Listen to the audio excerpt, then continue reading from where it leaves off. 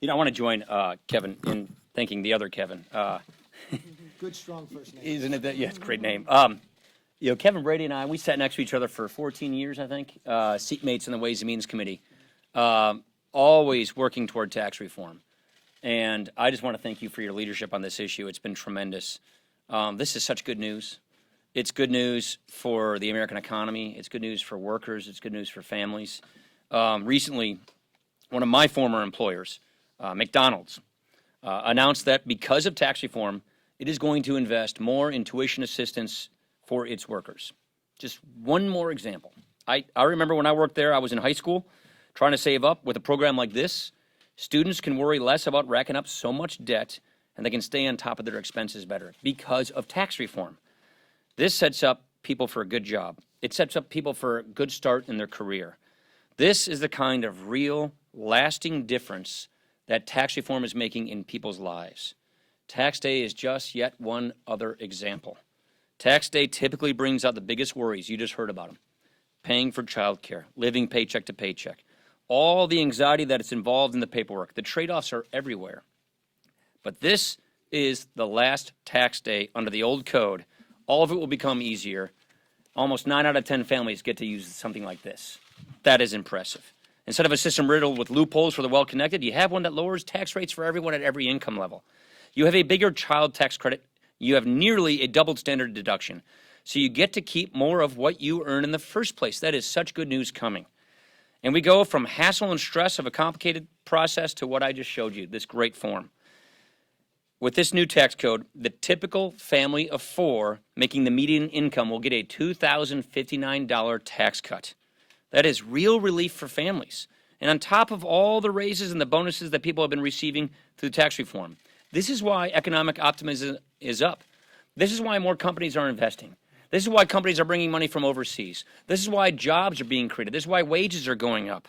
Yet, Democratic leaders are still out there spreading doom and gloom. They call it crumbs. They talk about a dark cloud, and they are promising to take it all away.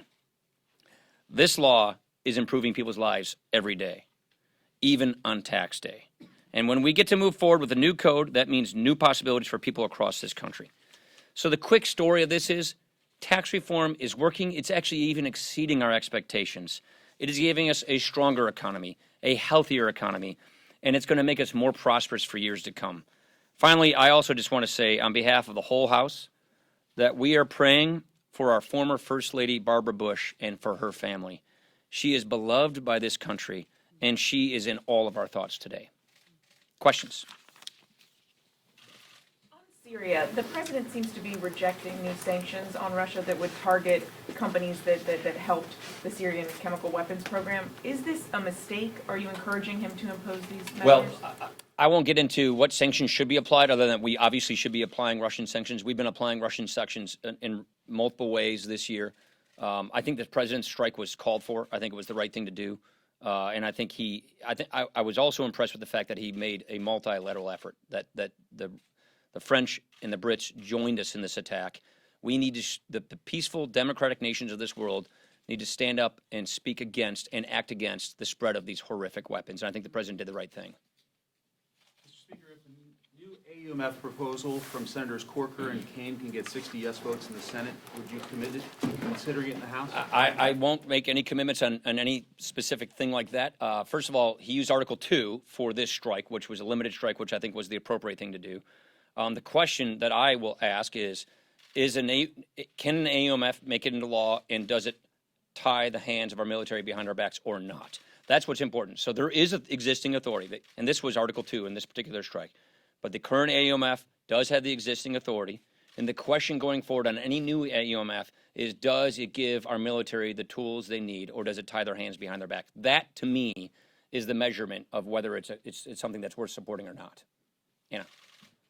The individual tax cuts, as written now, will expire in a few years. Will the House or the Congress in general introduce legislation this year to extend those? Yes. Ronnie Davis has already introduced legislation, and we intend to act on that legislation this year.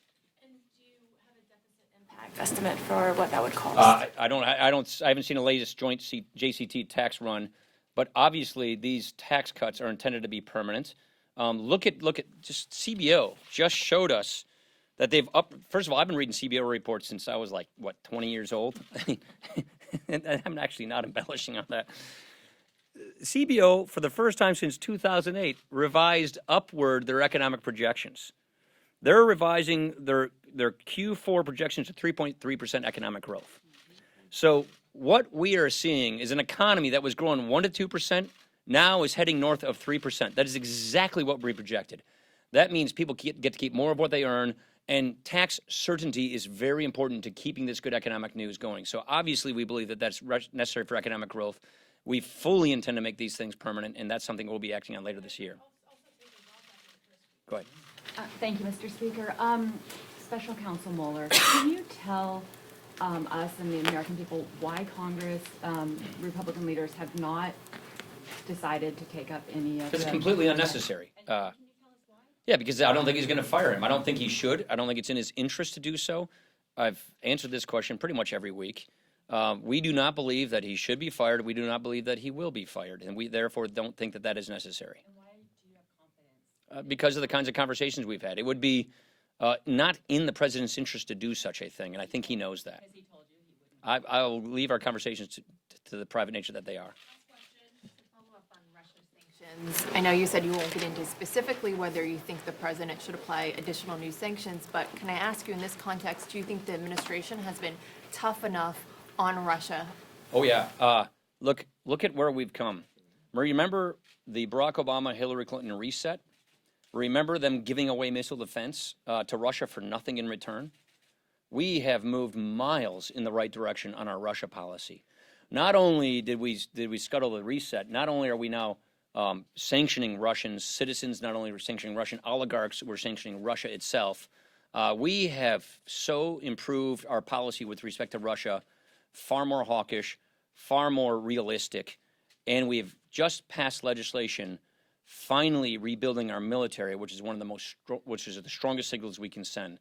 So the administration has moved and improved our Russia policy dramatically since the last administration.